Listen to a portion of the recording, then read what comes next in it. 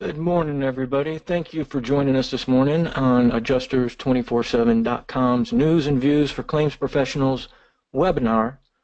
The webinar is something that we do every Saturday morning at 11 o'clock, and the login information that you had from GoToWebinar is good for all of the webinars that we have, and we'll get you into any one of the Saturday sessions. So keep that in mind as you are preparing for the week, that we will be having Saturday webinars every Saturday morning, and the login information that you have will go and get you into any one of those.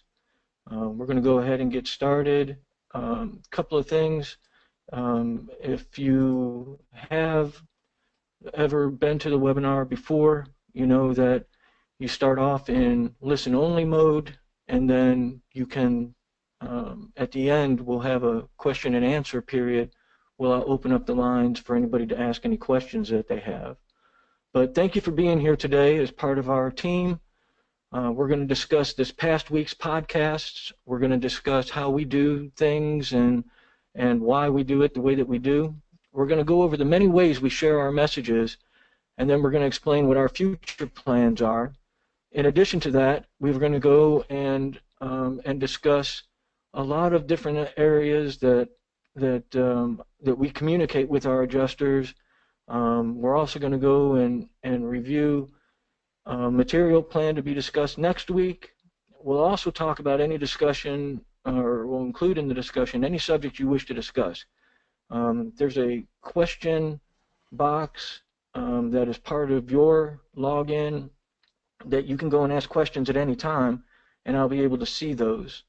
Our training segment is going to be on pipe leaks and the difference between frozen pipe and slab leaks. We're going to discuss that, and then, like I said, we'll have a general Q&A session at the end of things. Now, here's the agenda. I'm going to go through the overview of Adjusters247.com, and then we'll go and discuss the podcast that we do every single day, and what's included in that. And then I will explain the blog post that we send along with a sample from yesterday, and all of the social media involvement that we're in, where you can find us and get in touch with us that way if you need to. Also, we'll discuss emailing requests for information to us. So if you get stuck on something, you'll be able to go and get help right away.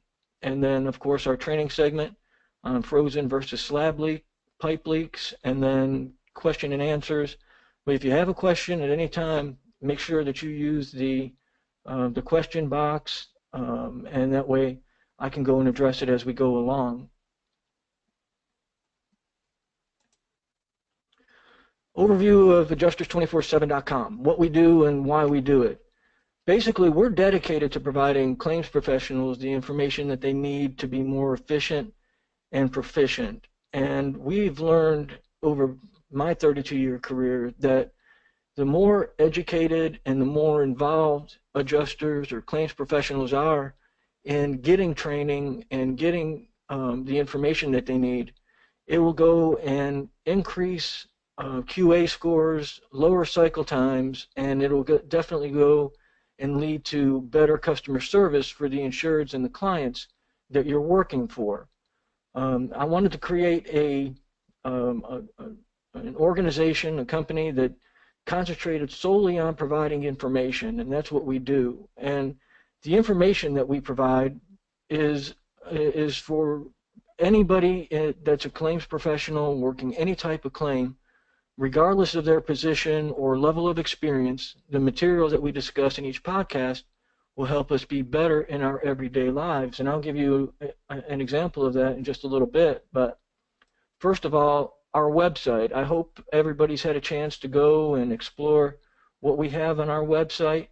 The website has a lot of information on it, and it is going to just continue to expand with information and resources. But when you go to www.adjusters247.com, you will come to our homepage. This is our homepage here, and we list a bunch of information on the homepage to make things easier for you as an adjuster or as a claims professional to get some information. And that includes getting an idea of all the different things that we are doing. We have an overview of the podcast right from our homepage. You can go and download the daily podcasts and connect with us on any of the social media outlets. You can join our newsletter. If you haven't done that yet, please go to our homepage and send me your name and email address so that we can go and get you included in the newsletter that we send out once a week. There's also a schedule of upcoming events that is on the homepage that will tell you what's coming up for the next week, and then any recent blog posts or media links that I have will be listed on that homepage as well. In addition to that, we have a section of the website for Contact Us. At that tab, you can type in a question at any time. If you've got a question about something, or if you have a message, or you have a suggestion for a future topic that you would like to see covered, all you have to do is go to our Contact Us page and type that in and send it to me. It comes directly to me so that I can go and review those and get those things taken care of. Any suggestions at all, any feedback at all is always welcome, good and bad and the ugly, so that we can go and make this what you need as a claims professional and make your job even easier than we can. On the media resources page, we have a link to the last week's webinar. That'll be there, and then also any recent blog posts that we've, and I send a blog post out every day.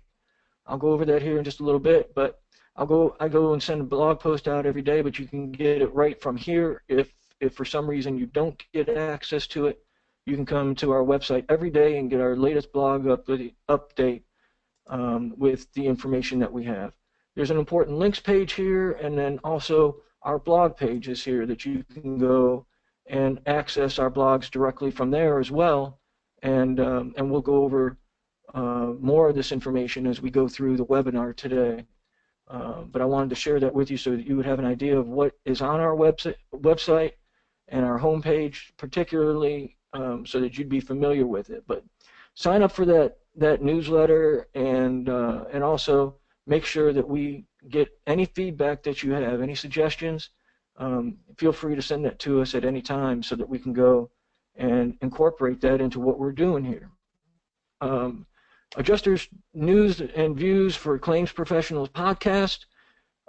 We format the podcast in a way that is consistent, and every day we cover different material for each one of these different segments. We always start off with an introduction and what the show's guest list is for that day, and then I go right to a severe weather update with storm reports from around the country. We have different experts and adjusters and CAT managers that join us to tell us what they're seeing on the ground so that they can go and share that information. You'll have it. We also, when we have a major catastrophe, we will have reports from the areas, from different contacts that we have, about lodging, about making sure that adjusters that are heading that direction know what to look for and be prepared for, and we incorporate that in that as well. The Storm Tips Catastrophe Operations segment, we discuss any current deployments that we've heard about, any companies that I've talked to that are looking for adjusters. We also have guests that come on from different insurance personnel companies that will go and share with us what they're looking for in terms of resources and where those opportunities are. We also offer pre- and post-storm tips for the adjusters that we have listening so that we can go and be prepared for whatever opportunities that there are out there and be ready to hit the ground running once we get there. Then we switch to our claim industry news, which includes discussions of job opportunities as well. That's for on the daily side and catastrophe side, but anything that we hear of in the claim industry, the topics vary, and it can deal with any form of insurance claim that's out there.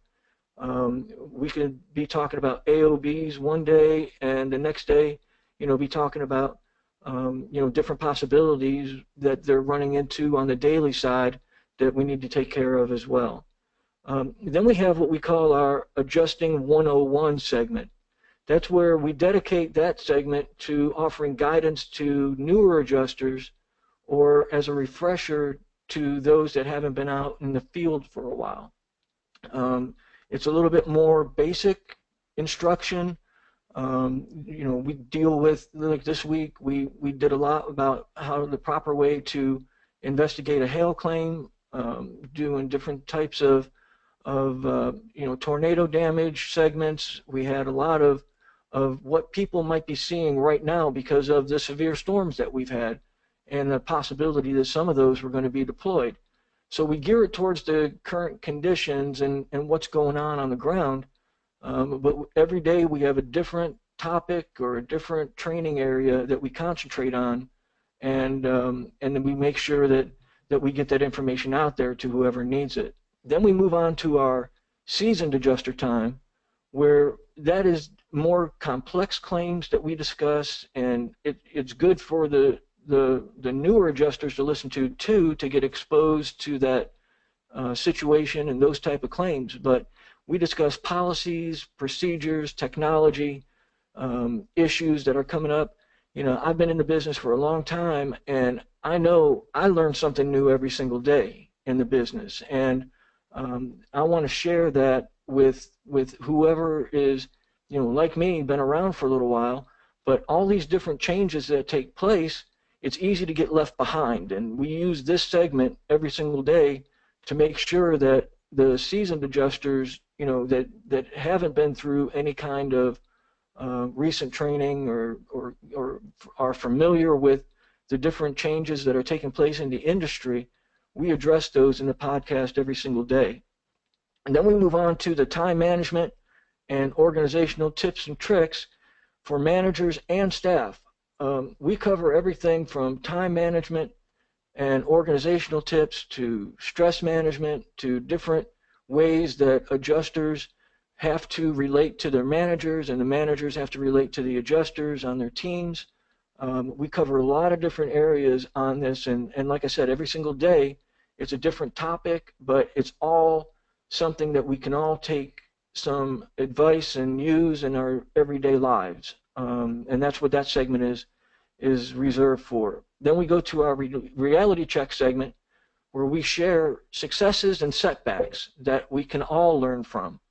There's nothing like experience and going through something to really understand what it is that we face when we're out there in the field, either responding to a catastrophe or in the daily claims segment, or if you're in management, or we have executives that listen to the podcast. Anything that we can learn from each other on is always helpful.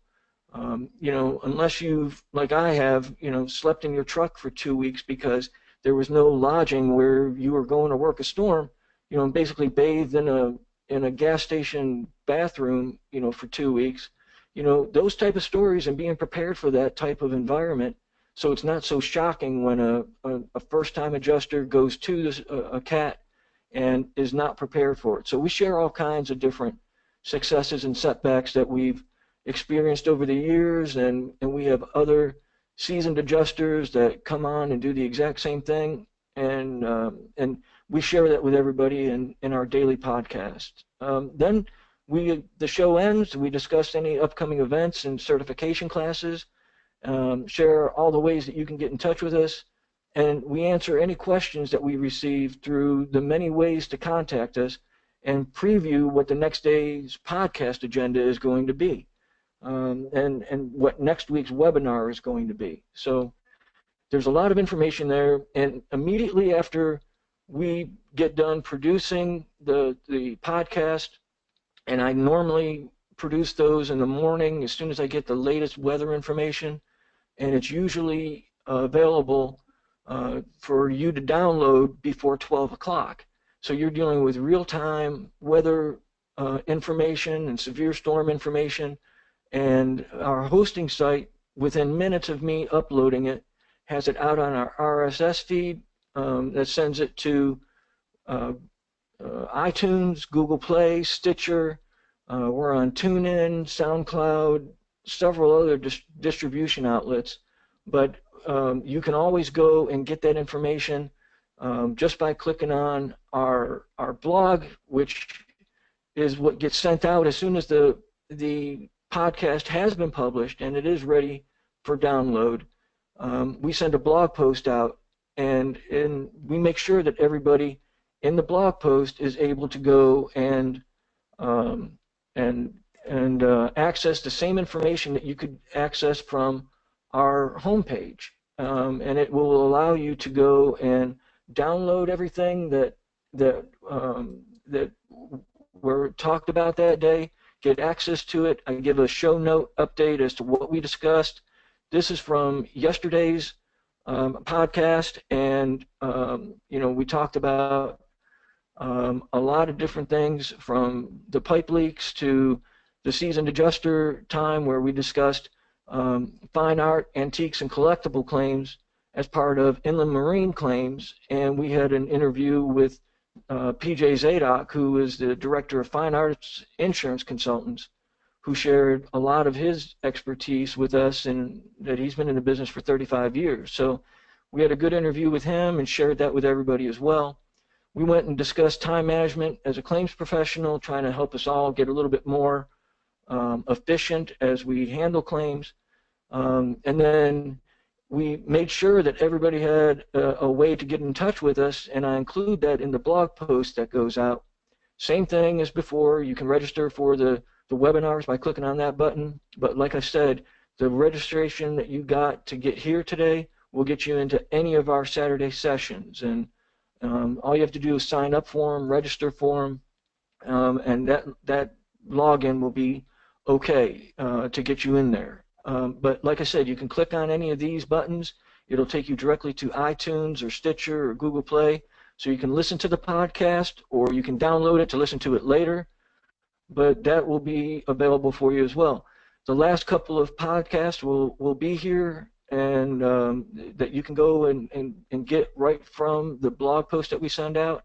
The schedule of events is on here as well, so that you will be able to see exactly what's coming up that week that you need to be aware of. And then there's a little bit about what we do and how we do it. And then there's another contact form where you can send us any kind of message, good, bad, any kind of suggestions that you have to make things better. Is always good to get that feedback. If you have a suggestion for a future topic that you would like to hear on the podcast, some area that you're running into, some type of insurance claim that you're currently working and you want us to cover it, like I said, all of our material is fresh the day that we broadcast it and send it out. It's all brand new stuff, so we can adjust that to whatever it is that you need some extra advice on, and we make sure that everybody has that information when we send all our blog posts and what's coming up in the next the next podcast and what's coming up in the next weekly webinar will all be included in there as well. When we send everything out, we also are on every social media site, like I showed you on the homepage. We're on Facebook, Twitter, LinkedIn, Google+, YouTube, all of the major social media sites. We go and we send off our information to, alerting everybody that the podcast is available and that they can go and download that to get all of the information that they need from that day. Any emails that we get or phone calls that we get from claim professionals needing guidance always takes priority, and they're responded to immediately. What we do is we're in the information sharing business. There's no charge for any of this. We're not doing any of this, to go and get anybody, to sign up for anything. This is a way for us to go and make sure that if you have a question about something, that you're able to get an answer to it.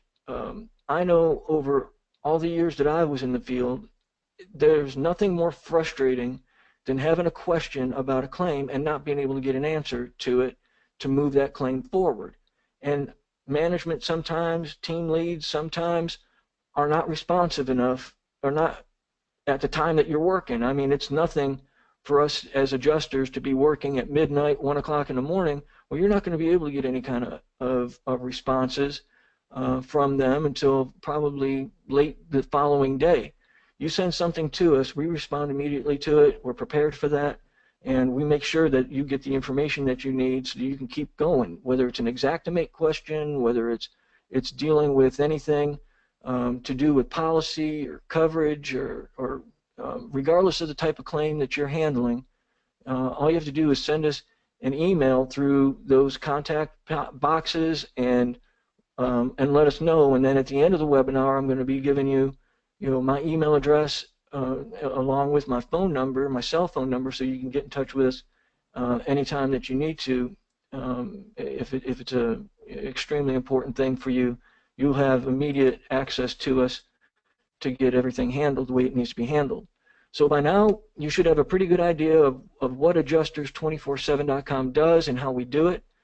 You should know how to listen to the podcast and how to find us. You should understand how we communicate with the claims professionals that we currently have.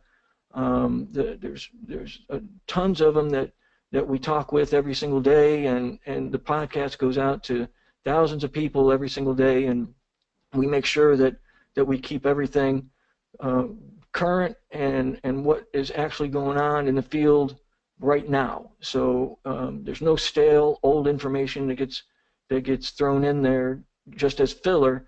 Everything that we do is substantive, and it is dealing with what our adjusters are seeing, whether it's storm or whether it's different types of changes that are happening in the industry itself.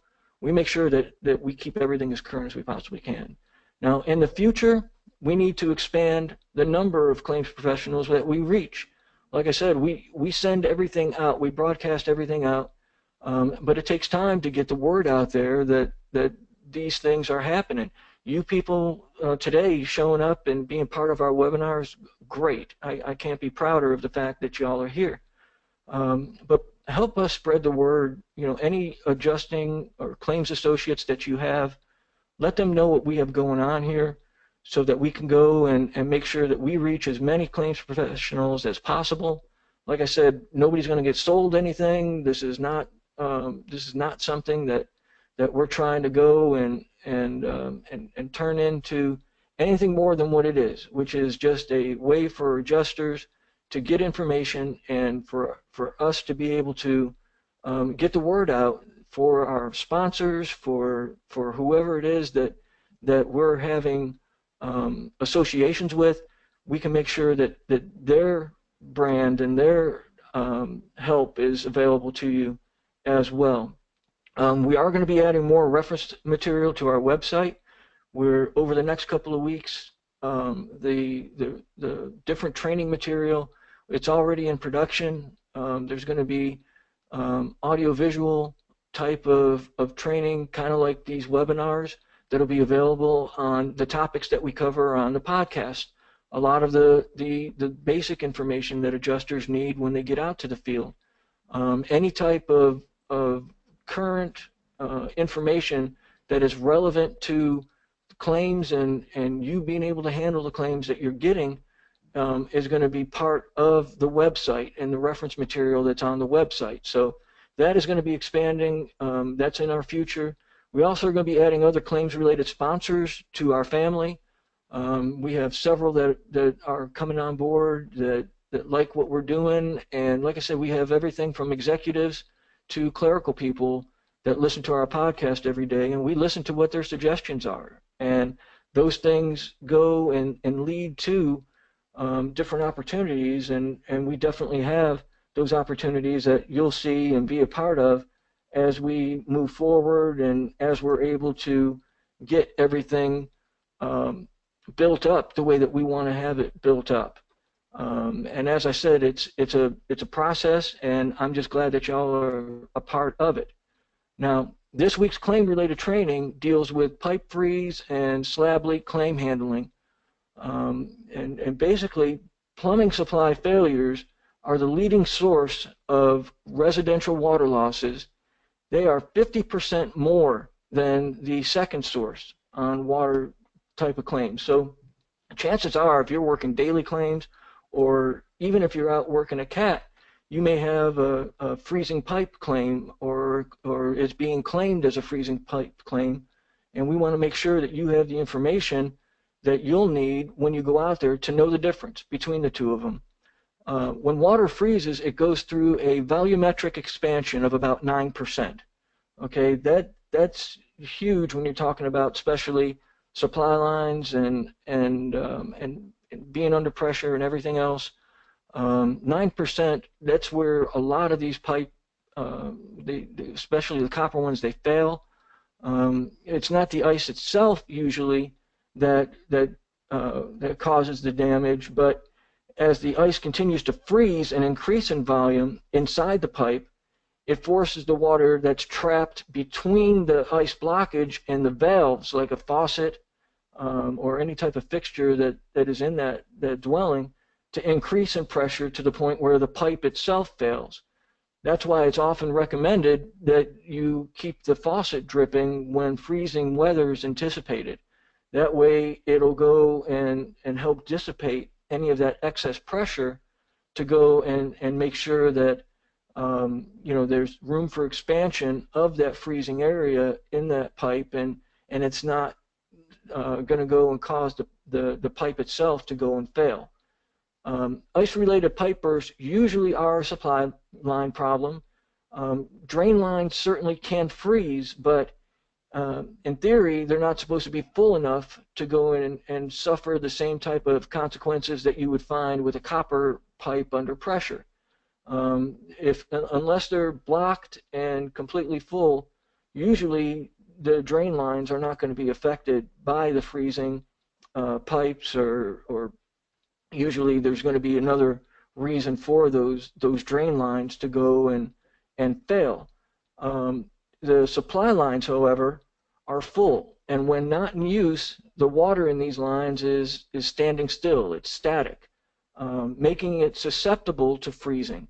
The lines are also under pressure. Even a small break in the line, and I'll show you a couple pictures here in just a minute, can mean thousands of gallons of water in places where it's not supposed to be, which normally results in considerable damage to that dwelling. I saw an EPA report a couple of weeks ago that said a pinhole leak in a copper pipe could actually cause somewhere between 150 to 250,000 gallons of water loss before it's actually discovered and actually repaired. So that's something to keep in mind as well.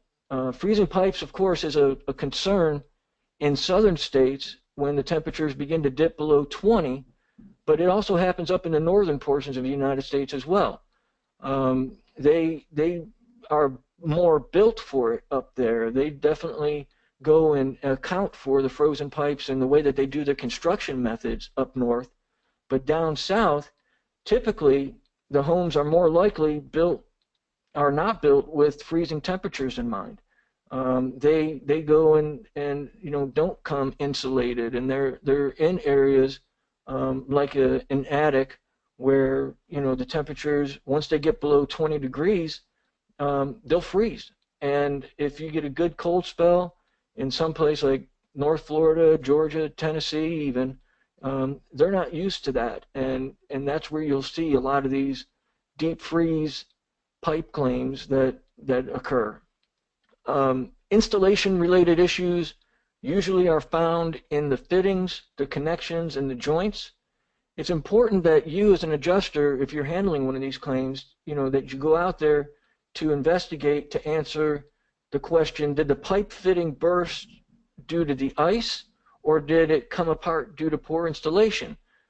This might involve, of course, a closer examination of the fitting and the fixtures to determine if there are workmanship issues or if it's a manufacturer's defect that's present. Years ago, probably I'd say 20 years now, I don't know if you remember the gray polybutylene pipe that they used to use, especially in mobile homes and in a lot of different areas of construction. That polybutylene pipe was manufactured by Shell Oil Company. They actually were the ones that produced that.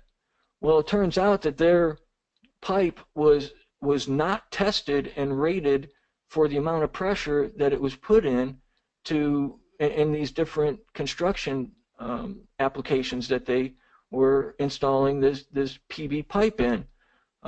Shell Oil got sued in a class action lawsuit, lost it, and then tons of mobile homes had to be replumbed, and Shell paid for it, and as part of the settlement. And there was a lot of homes that even now, if it was built before, say, 1995 or so, if you see gray polybutylene pipe, that's a manufacturer's defect that probably caused that leak, and that's something that you need to be aware of. That it not necessarily just because it's freezing outside and the pipe fitting fails, it's not necessarily just because of the ice. It could be something related to the fitting itself or the way that it was installed. I've had them where the plumbers didn't apply a primer, or in some cases not the glue, when they were connecting the PVC pipes. And you have a little drip, drip, drip for a while, and then all of a sudden it goes whoosh, and the next thing you know, you have a lot of damage on your hands. So you always want to be aware of any type of defect or in workmanship or a manufacturer's defect, because that's always possible.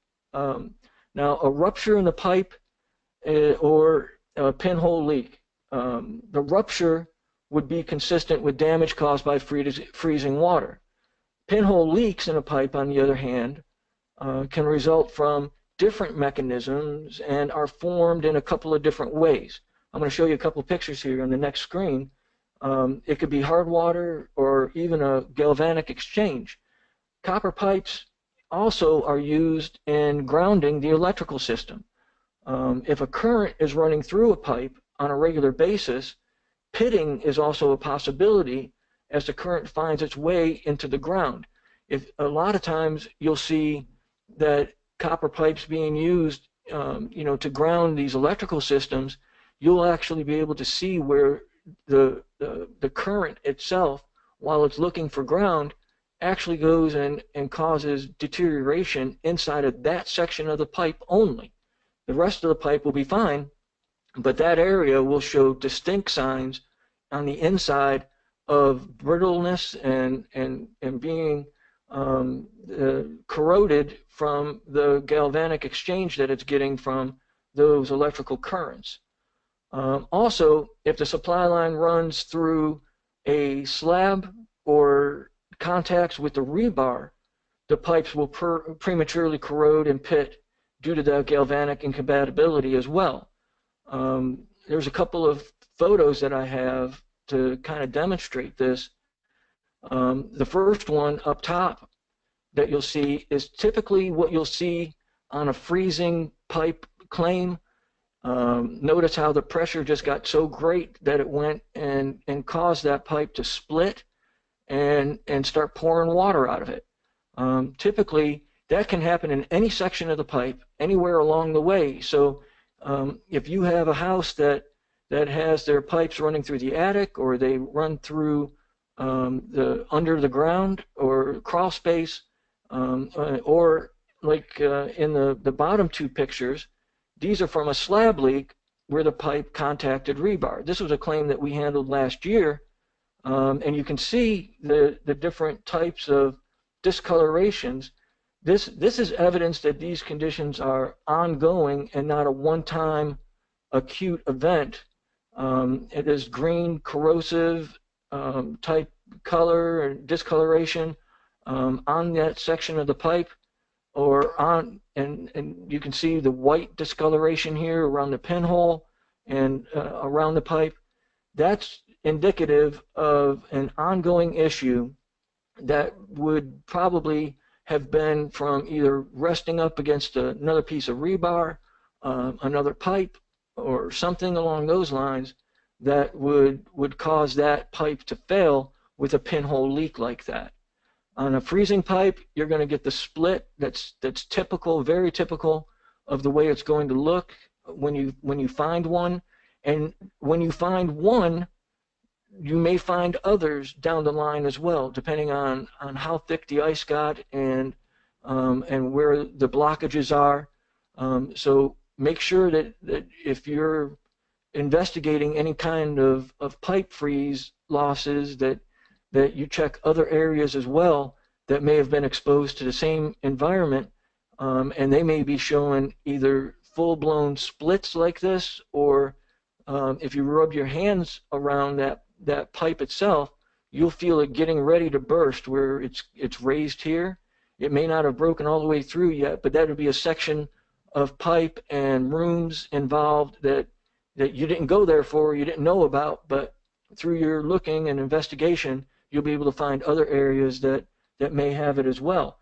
A lot of times these things are going on, and you don't know, the insureds don't know about it until they start seeing a discoloration of framing or the finishes, and a lot of times that is like this claim that I had that pipe came out of.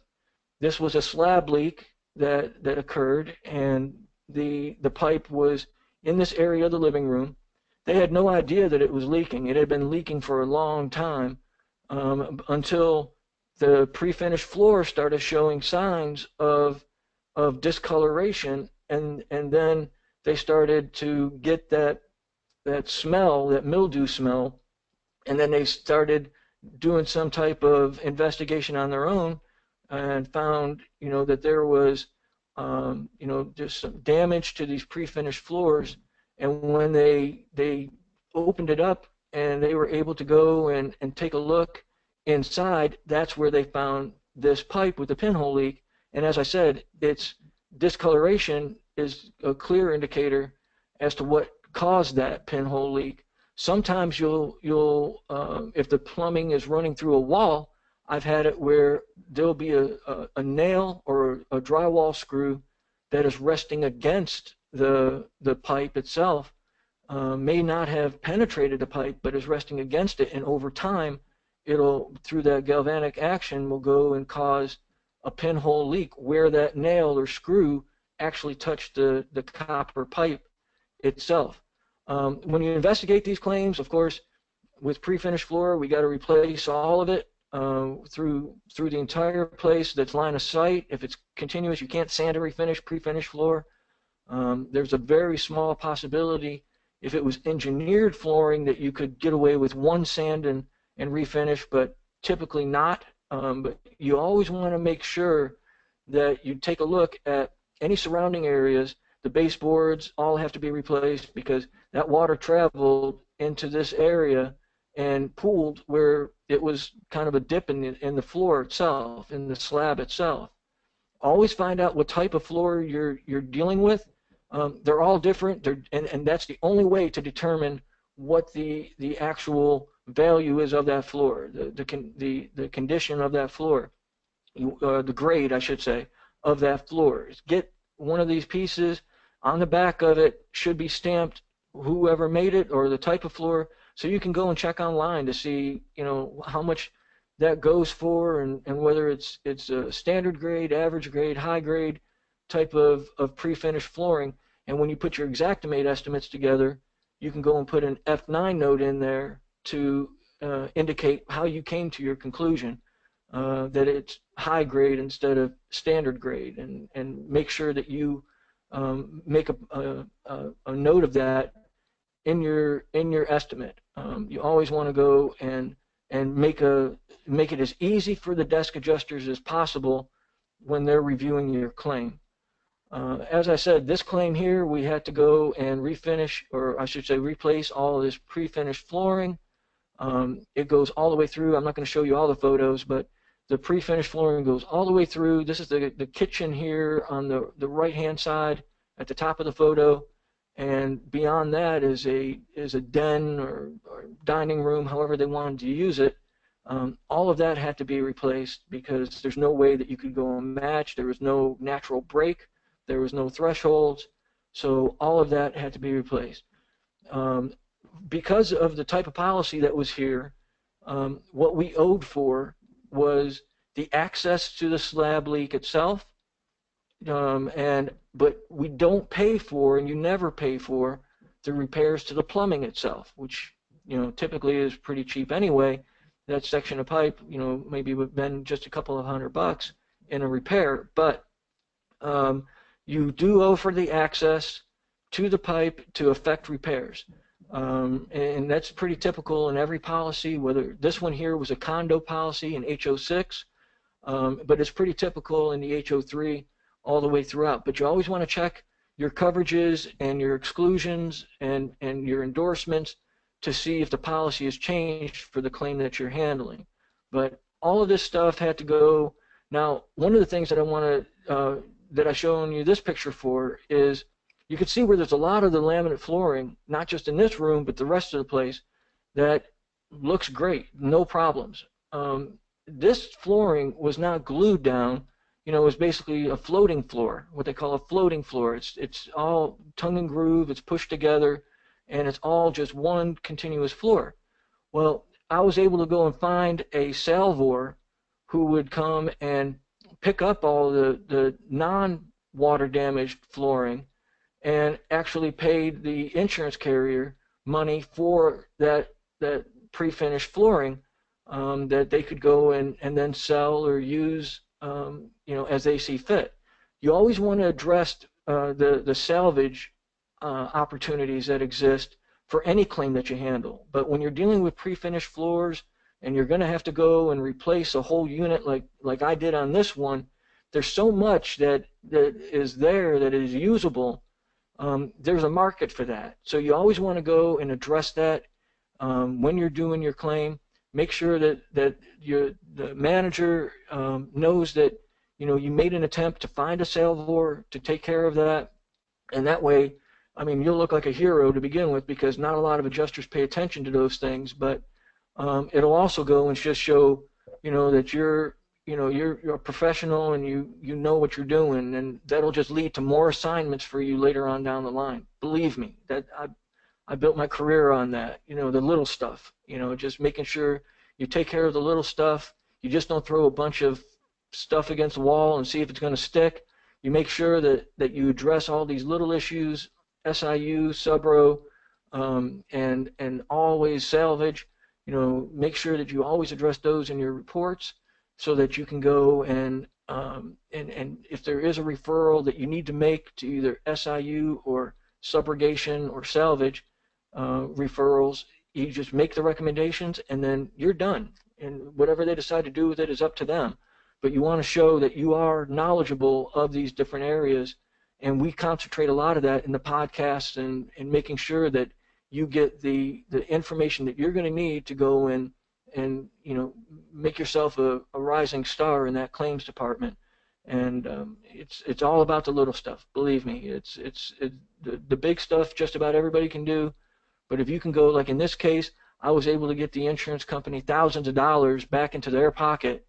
If you don't think that they appreciated that or they remember that, you're mistaken. They still want that addressed, but this way they know that you have an interest in that claim and you're looking after their interests at the same time. So keep that in mind as you're doing that. Now, more information, and then we'll have a quick QA time. We'll stay as long as you want, but we'll open it up for questions and answers. But topics that we plan to discuss this week in the podcast include any CAT deployment information. We had those severe storms and tornadoes that came through last week. They are still deploying people for that.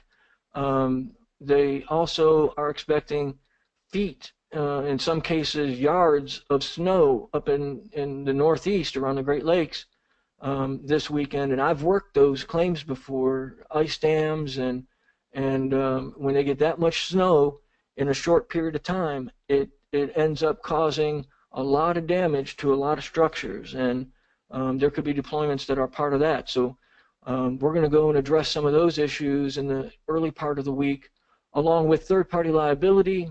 We always mix in some inland marine claims, whether it's trucking accidents or like this past week, we concentrated on fine arts and antiques and collectibles. We had an interview with a guy who's been doing it for 35 years. He's an insurance consultant out in California.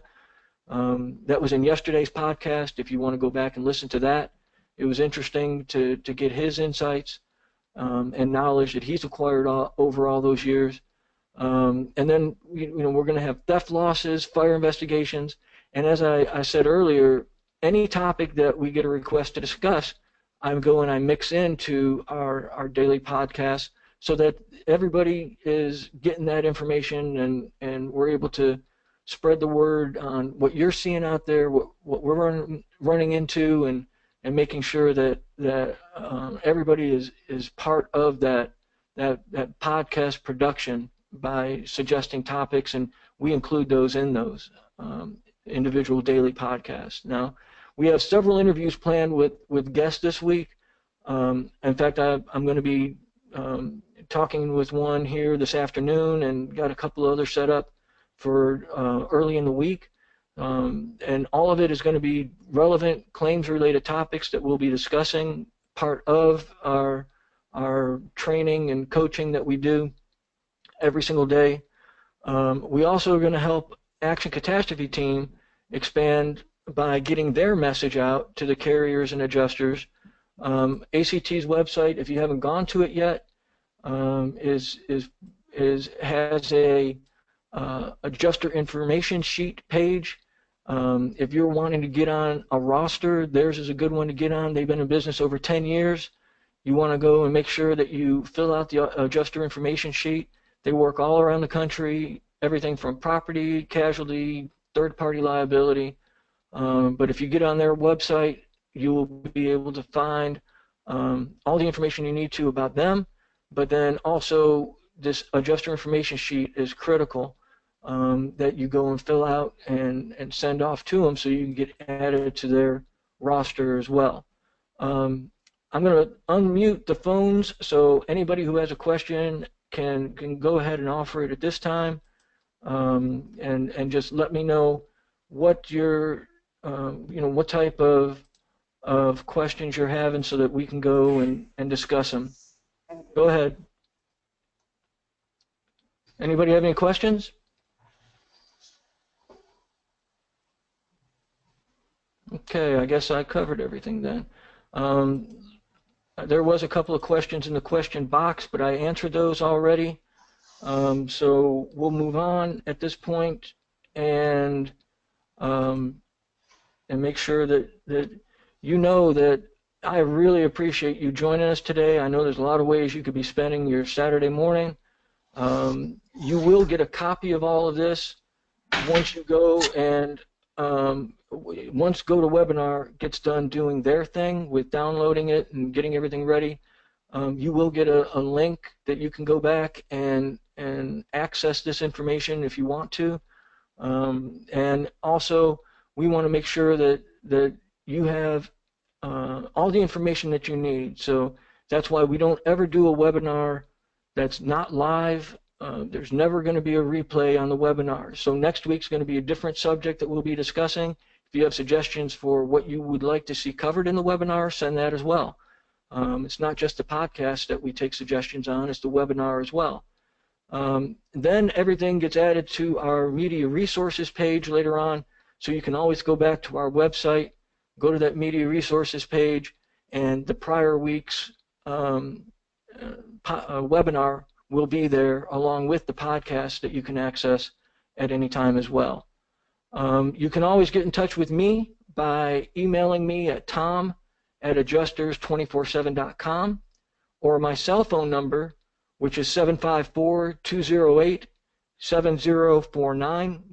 Again, that's tom@adjusters247.com, or 754-208-7049. That way you don't have to go through the company number to try to get questions answered, or if you have anything that is important that you need covered, we can get it taken care of right then.